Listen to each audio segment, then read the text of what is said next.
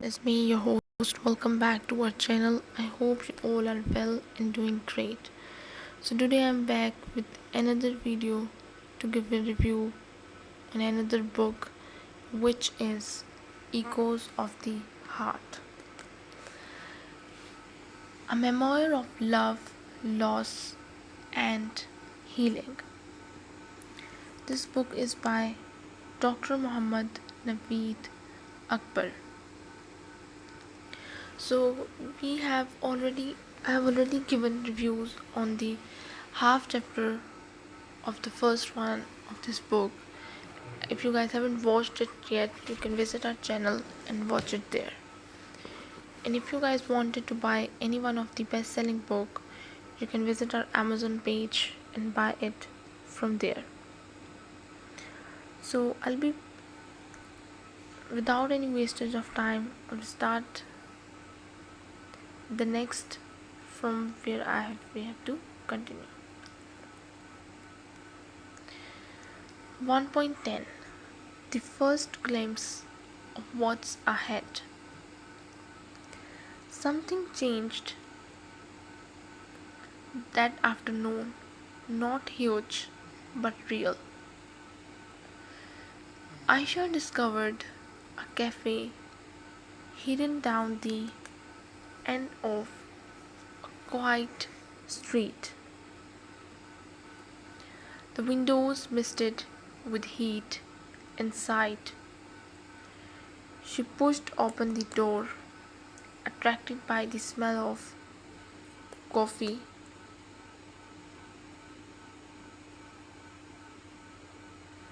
smell of coffee,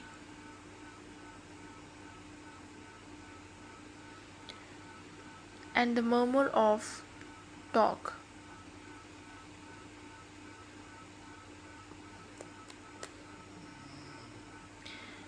Inside the wood tables, mismatched chairs, and the gentle sound of a soft song on an old radio, all combined to create a warm atmosphere. It wasn't home, but it was not unfriendly either. The barista smiled, not like he recognized her, but like he might. That was sufficient. She asked for something plain, gesturing toward the menu so she wouldn't mess up and use the wrong words. The coffee came with a heart etched in foam, and the little dust opened her chest to a pang of unanticipated gratitude. She sat at a corner table and observed the city passing by through the window.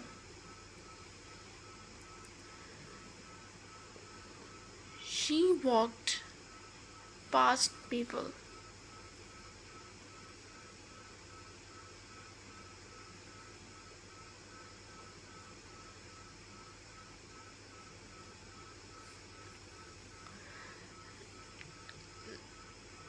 She walked past people lost in their own narratives.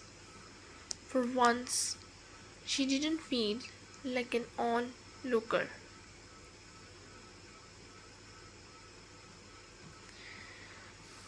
She felt like part of the scenery, not the focus, but a stroke on the canvas.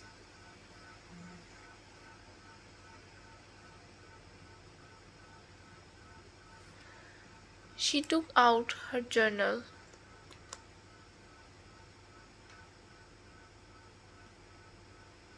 She took out on her journal the one she hadn't used since she left. Her pen hovered over the empty page. What was there to say? She began with the sentence, "Today didn't feel impossible."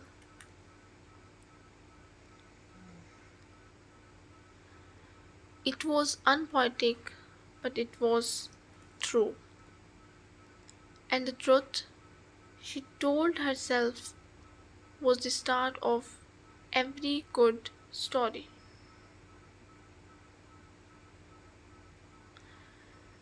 A child had waved at her from the outside of the cafe,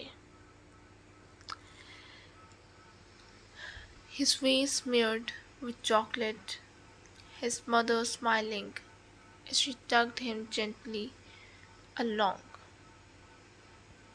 Aisha smiled too, waving back. It was the first genuine smile she had managed in days. She didn't know what lay ahead. She didn't know whether she would thrive or struggle or crumble.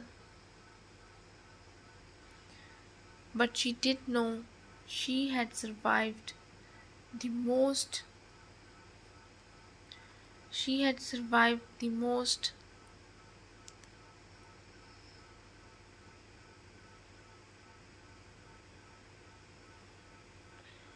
difficult part, starting.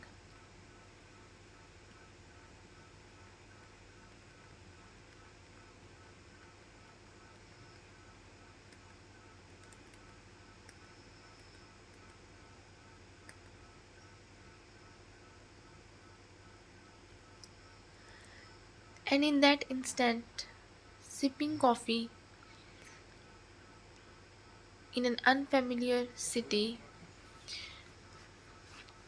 with a journal open and a gentle melody play melody playing in the background,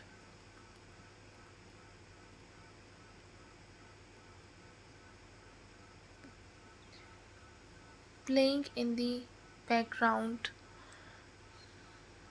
Aisha caught a glimpse of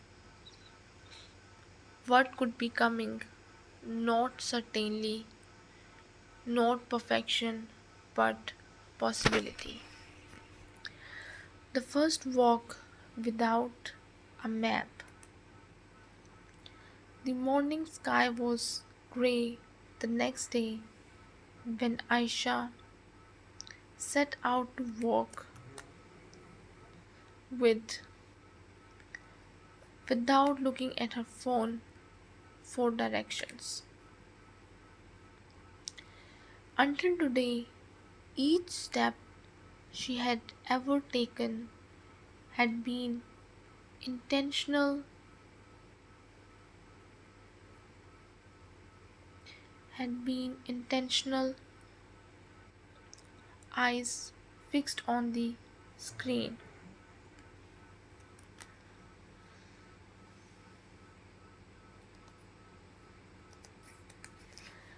On the screen, tracing lines on a map as if pursuing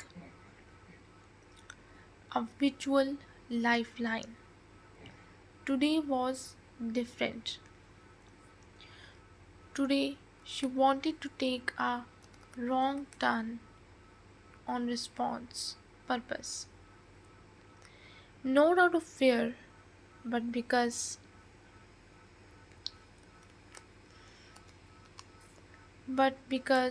she was curious. Something in her shifted ever so slightly, a prodding voice that was said, trust your feet. Trust the city to meet you halfway. So she walked, no place to be, no time to get there, No time to get there, just the cadence of her feet against streets and resounding alleyways.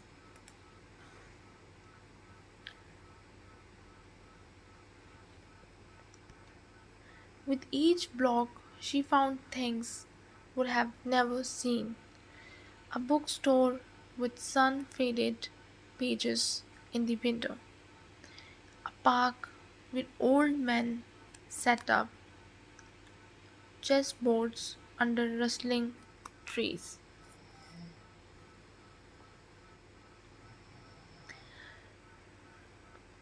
A wall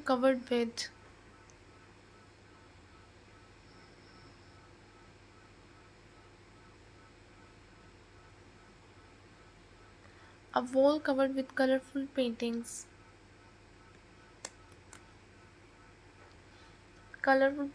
that showed birds soaring out of open cages. There was something about that mural that stuck to her metaphor, too apt to be overlooked. So she lined there.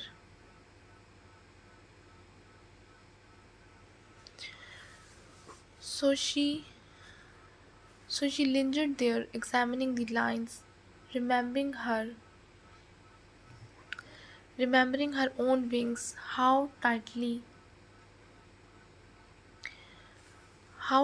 she had wrapped them around her. Was fear what held them shut, or had she merely lost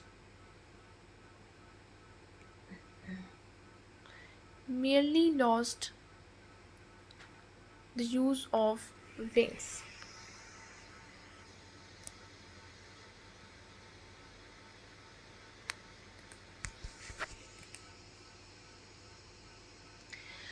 Children steamed past her, laughing in a language still knotted in her ear, but she knew the laughter. I didn't require translation. She perched on a bench close by, allowing the hum of life to surround her.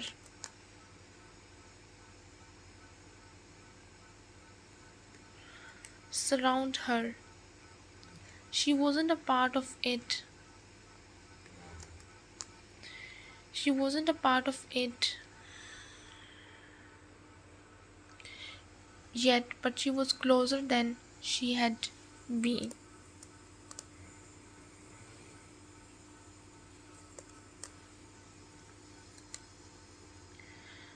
She started to draw the mural book. In her book, retracing the birds with careful lines.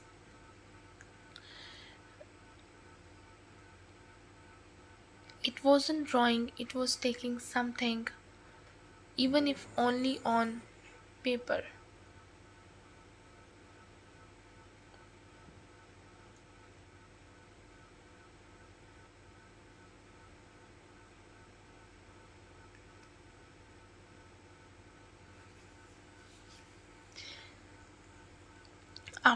As she walked further, she saw a street seller with bright colored scarves.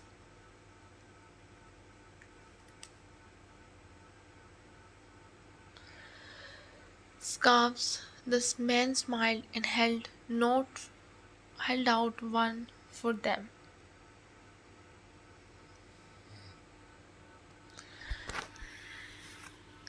She tied it around her shoulders, not for warmth alone, but for symbolism.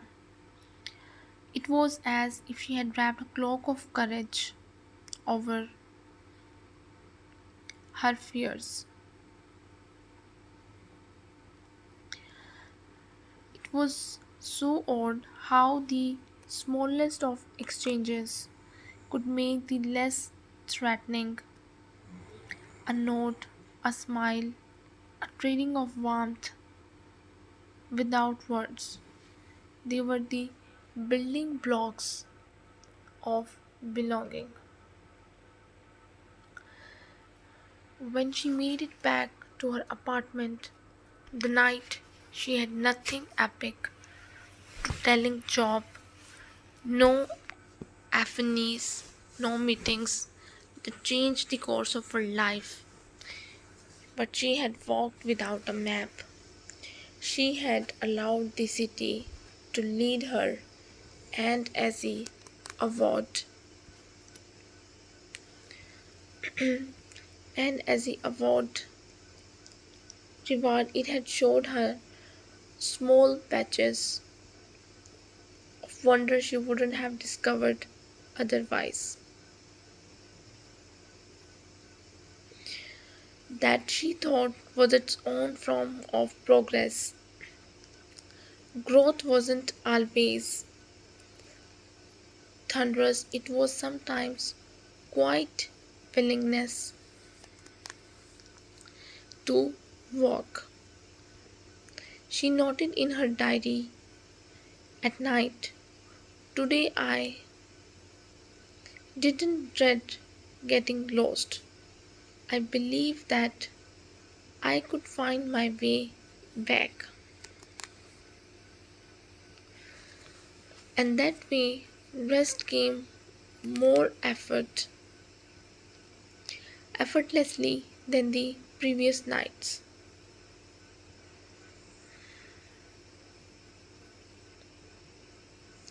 A language made of gestures. The hardest aspect of living in a foreign place was wasn't necessarily the words. It was that there was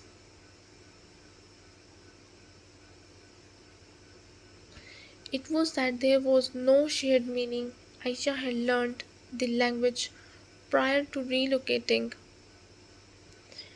memorizing words, rehearsing phrases with recordings and instructors. But actual conversation was a different creature altogether.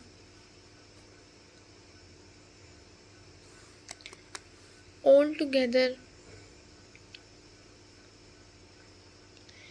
nonsense fell through the gaps. Sarcasm passed her by. The tone was misinterpreted, and when she got it wrong, she tended to feel as if she had tripped over her own self worth.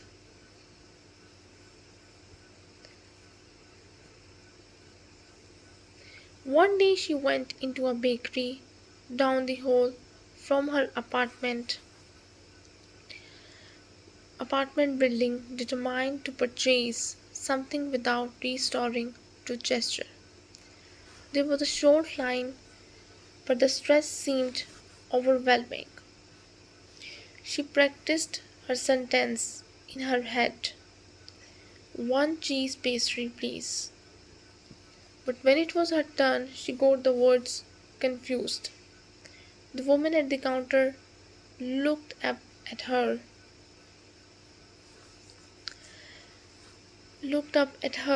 then tentatively held out two possibilities.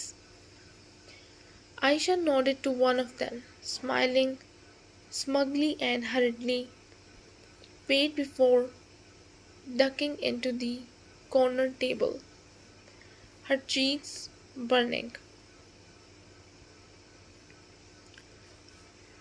It was a minor error, but it felt like a failure reminder of how much farther she had to travel before she could blend in unobtrusively. With time, she began to see a new type of language. The one is constructed of smiles, nods, and hand signals. When words were not enough,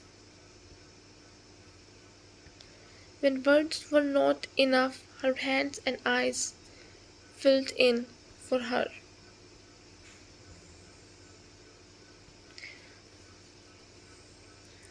A shop owner taught her numbers using fingers, tapping coins on the counter to convey the meaning. A neighbor welcomed her every morning with a wave and thumbs up smiles. No words required. It was humanity reduced to it a sense, connection without expectation, goodness without words. It was humanity reduced to its essence, connection without expectations, goodness without words. Carlos, the cafe guitarist, once taught her to sign courage in his hand with two fingers to his heart and then pointing up. She had no idea if it was a real sign or something he made up, but it lingered with her. She began to use it quietly, signing for herself in times of fear, reminding herself that courage isn't about speaking the language, it's about showing up in the spite of it.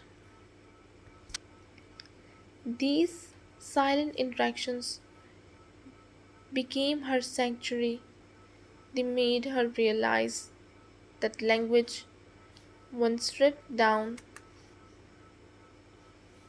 to a sense, is not grammar. Its intention, attempt, reaching out when silence would be simpler. Each time someone answered patiently rather than irately, she felt more secure. Each miscommunication she surmounted wore down her fear. She started keeping a small notebook with not only new words but with sketches and catchphrases she learned along the way. A survival dictionary comes to life, and as the notebook grew fuller, so did she.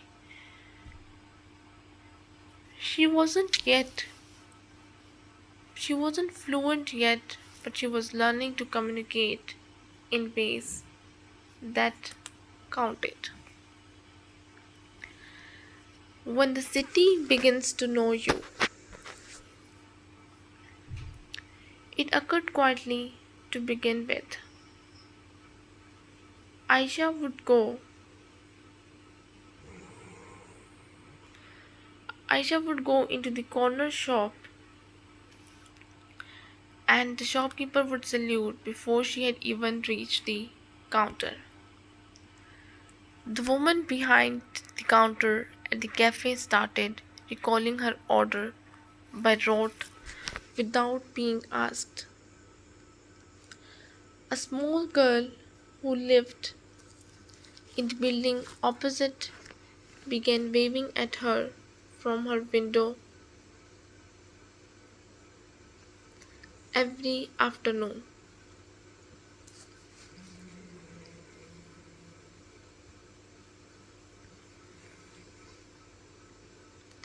There was no dramatic actions, but in a life that had been saturated with invisibility, they felt monumental.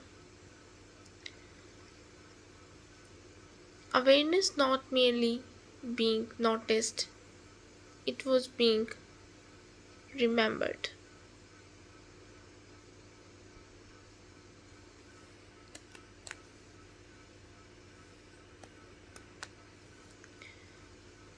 Awareness, and in a city that had once felt like a horde of strangers,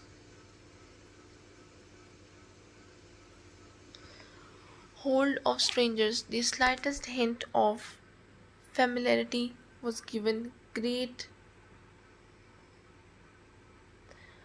was given great gravity.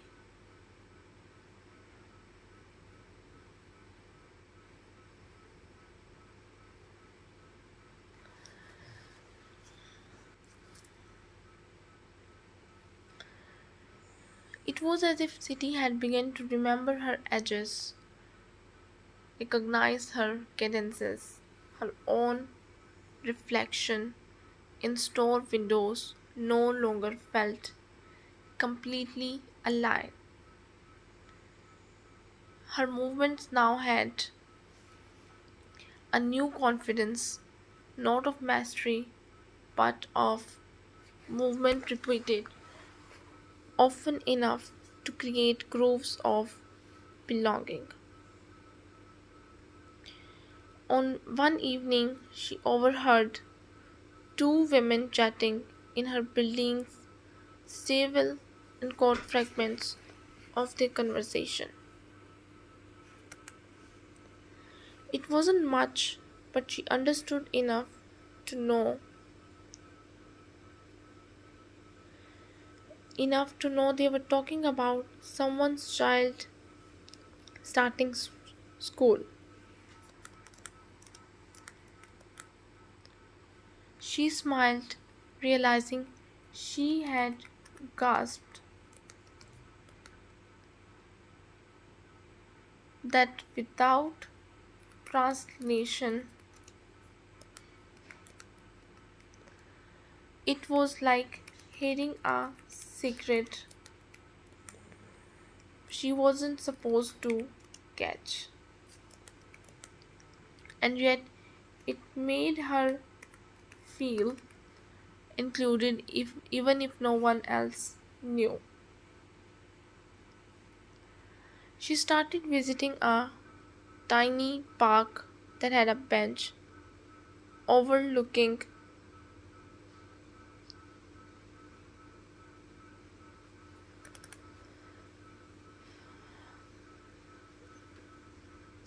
overlooking a fountain. The leaves rustled there with some sort of intimacy, and she herself found herself starting to recognize the regulars.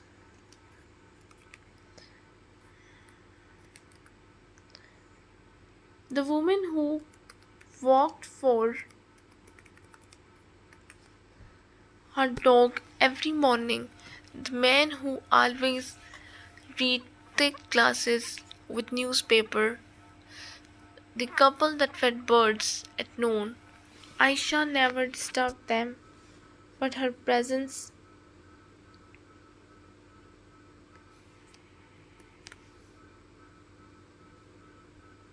but her presence became permanent.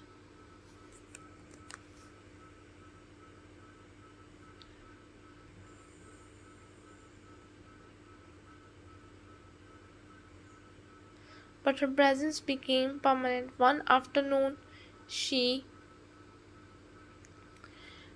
the newspaper man nodded at her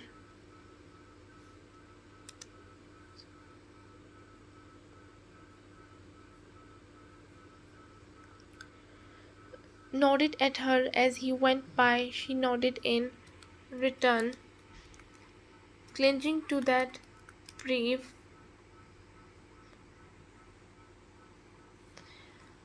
brief moment like a precious thing. Recognition, she knew, doesn't always result from grand introductions or profound conversation. Sometimes it arrives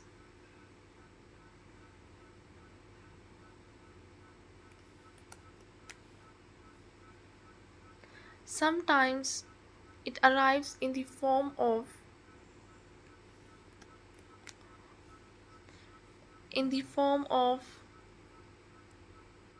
someone smiling at your back because they have seen your face enough to trust it. It arrives.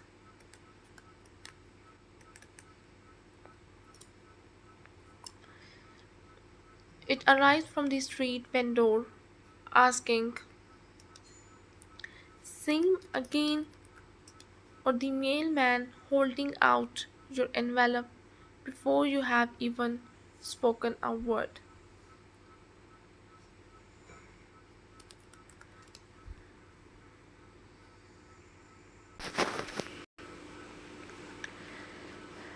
A journal for the days that feel too long. Aisha's diary was her silent friend, the one where she could just talk about whatever language she was most comfortable with. Hers, she opened its pages every evening, no matter how tired she felt.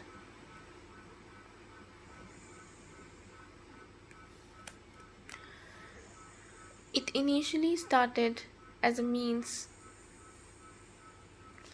It initially started as a means of working through the confusion, the problems, the loneliness, but it turned out into something more, a documentation of her change, a chart of her emotional landscape. Landscape. One day, when all went wrong,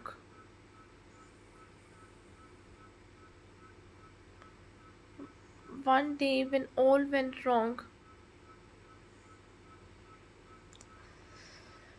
the journal heard her out without criticism. One day, when even a small triumph made her heart sink, it was a place to rejoin. The entries were all in varying health and mood. At times, they were letters to her mother she never wrote. At other times, they were poems written between sobs.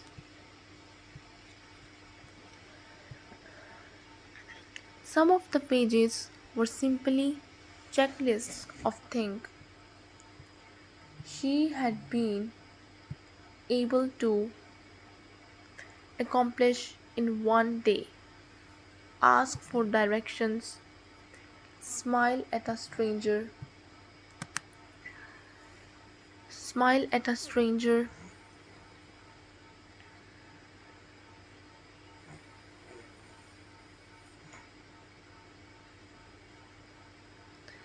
Some of the pages were simply checklists of things she had been able to accomplish in one day. Ask for directions, smile at a stranger, prepare something edible. Small things, when they were put onto paper, started to have significance.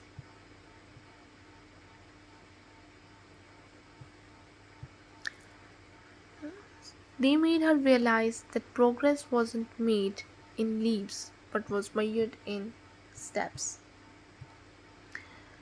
laboriously inscribed on each page.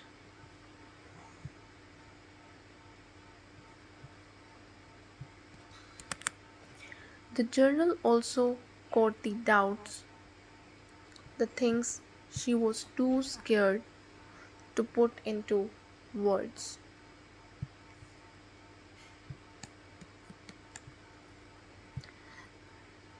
Had she made the correct choice to arrive here? Was she squandering precious years? Would she never become genuinely at home? But even in her bleakest introspections, there was an undercurrent of truth that was a relief. To identify the fear was to make its grip less rigid. To set it down,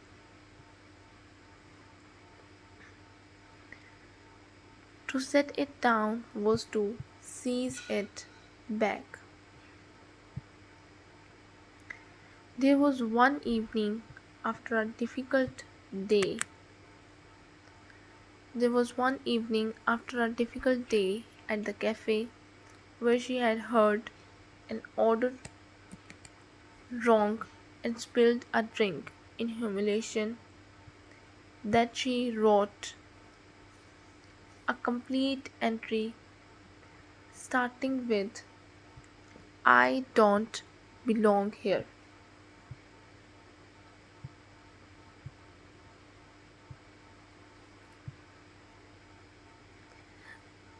But by the end of the page, her hand smoothed out.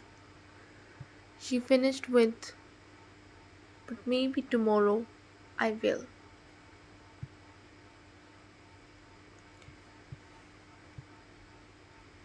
That was the magic of the journal. It let her feel everything without losing herself. She started reading from the old entries, amazed at how much she had developed.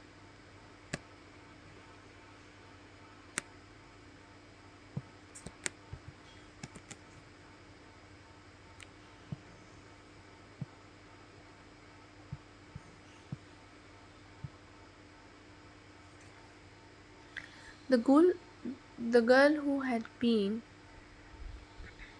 afraid to venture out was now exploring streets,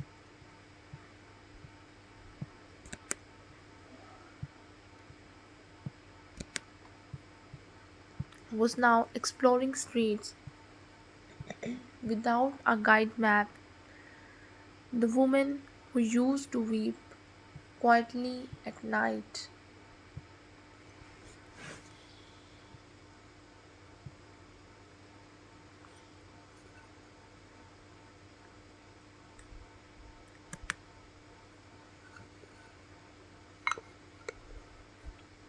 The woman who used to weep at night,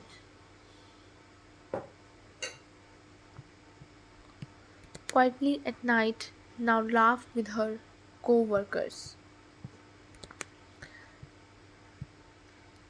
The diary didn't simply write about her life,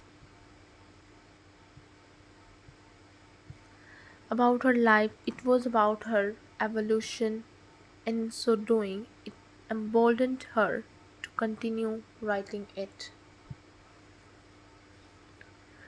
The flavor of memory in a foreign kitchen.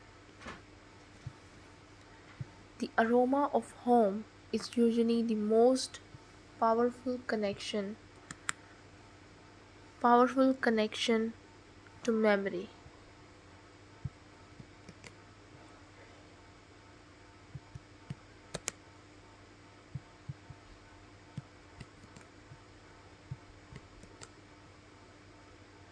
And Aisha learned this lesson all over again when she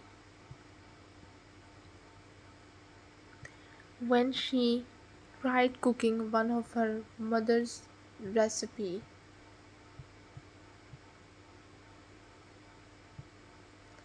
mother's recipes for the first time in her tiny kitchen. The room was not warm,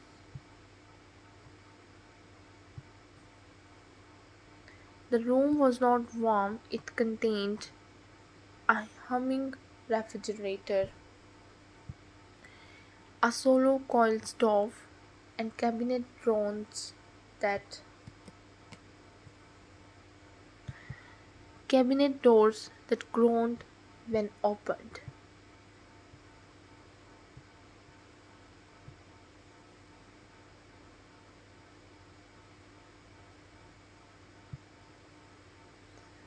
Aisha was not deterred. She spread out the ingredients she had specially bought at a store down at a store downtown. Cumin, turmeric, coriander, and dried chili flakes that filled her mind with home cooked stews, and her mother's frayed apron.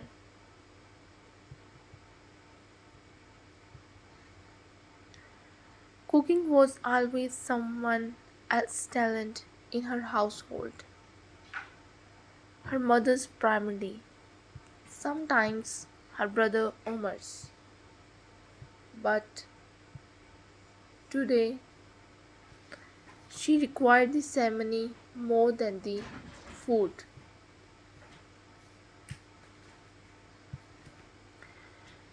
While she peeled onions and minced garlic, her fingers trembled but she but muscle memory began to seep in slowly. She recalled how her mother always fried the spices,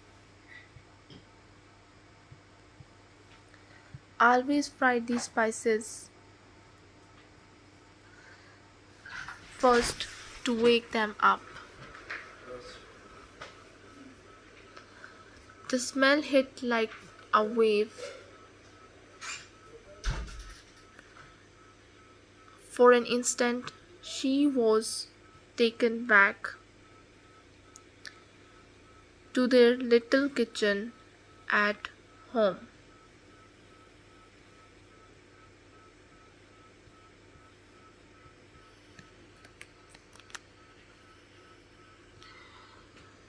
At home, where the air always had a comforting smell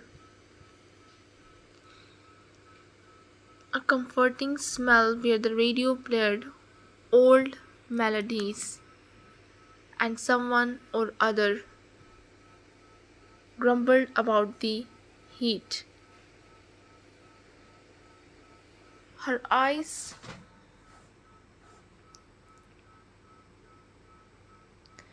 her eyes brimmed over with tears, not so much for the onions, but for the unseen thread that had suddenly bound her back to all she had left behind.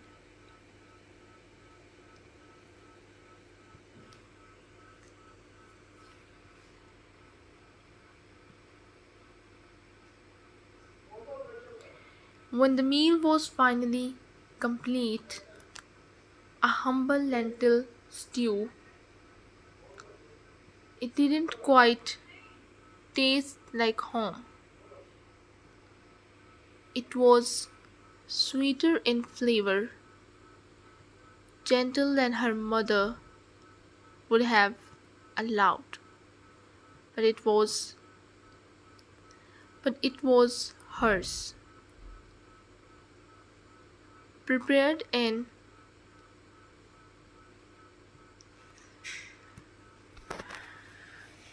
prepared in her apartment, on her stove, by her own hands. That gave it significance. She chewed slowly, savoring each morsel as if each bite were a dialogue with the past. It was not perfect, but it was connected.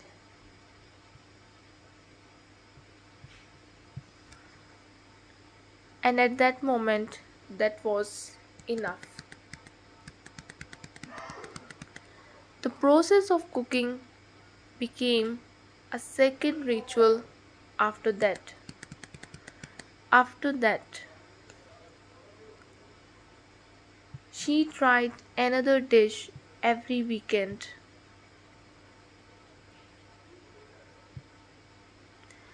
Some went terribly wrong: flatbreads that did not rise, sauces that curdled.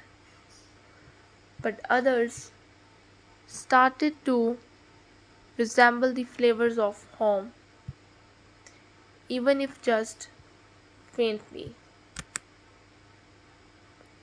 She started writing down every recipe in a notebook, making notes of changes, reminders, and small comments such as "put chili next time" or "made me cry this one."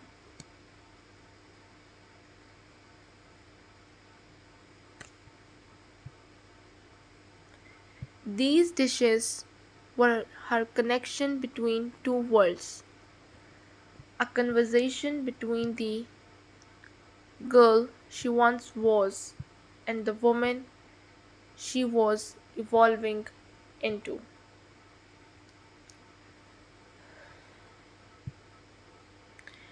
Later, she asked one of her fellow workers, Sophia, over for her dinner. It was the first time she had eaten with another person in her new residence. The night was spent in laughter, with the swapping of stories between bites, and with the feeling of warmth not generated by the stove. That evening, Aisha knew that home could be created one meal at a time, one memory at a time, in even the most foreign of environments.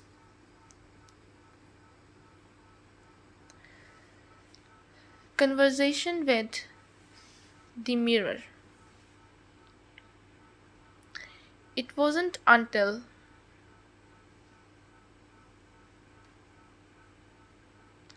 it wasn't until she was in her third month in the city that Aisha really stared at herself in the mirror.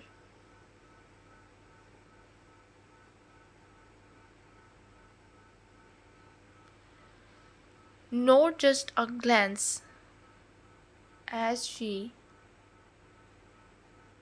brushed her hair.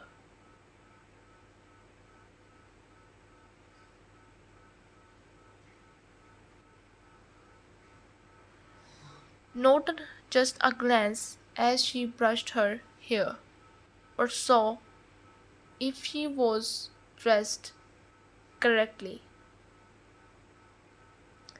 but stared, seeking meaning in the face that looked back. Her face hadn't altered dramatically, but something in her eyes had.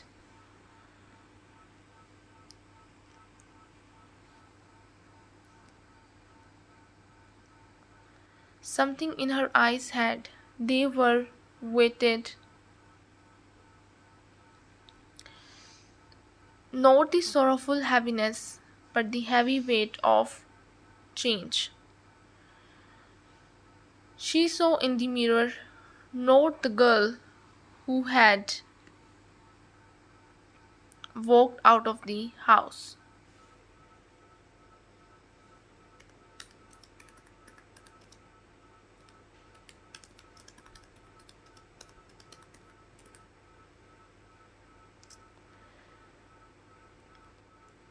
She saw in the mirror not the girl who had walked out of the house, but the woman who had walked through unfamiliar streets with silent intent.